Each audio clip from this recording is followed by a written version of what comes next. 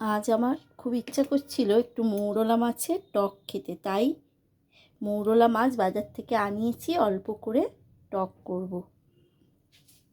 প্রথমে একটু মৌরলা মাছের নুন আর হলুদ মাখিয়ে নিতে হবে।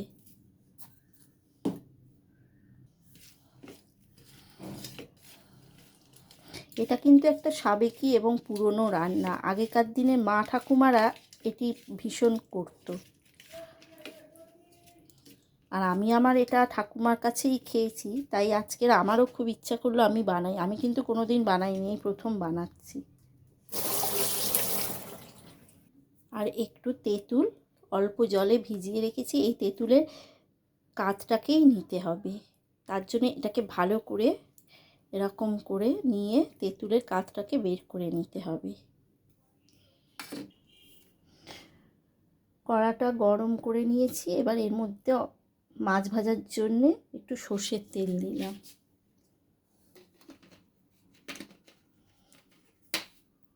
তেলটা গরম হয়ে গেছে, এবার এর মধ্যে মাছগুলো দিয়ে ভালো করে ভেজে নিতে হবে।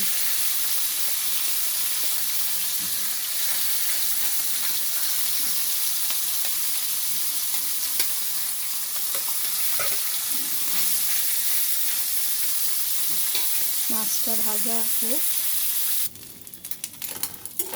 মৌরলা মাছগুলো সব ভাজা হয়ে গেল, এবারে মাছগুলো তুলে নিতে হবে।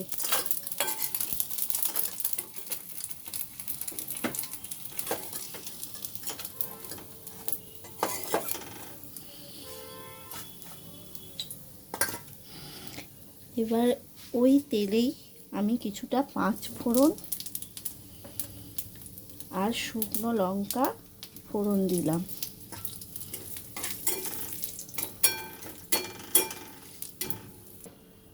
এবার এর মধ্যে অল্প খানিকটা জল দিয়ে তার মধ্যে হলুদ,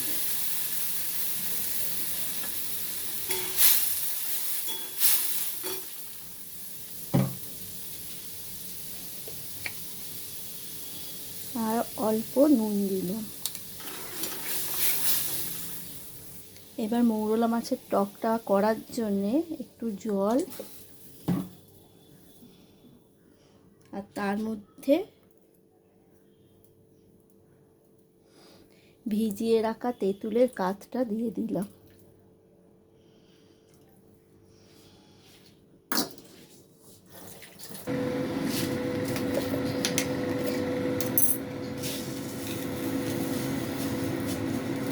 এবার এর মধ্যে পরিমাণ মতো চিনি দিতে হবে। যে যেরকম টক খাবে সে সেরকম বুঝে চিনিটা দেবে। আমরা একটু টকটকই খাবো। গ্রেভিটা ফুটে উঠেছে, এবার এর মধ্যে আমি ভাজা মৌরলা মাছগুলো দিয়ে দিলাম।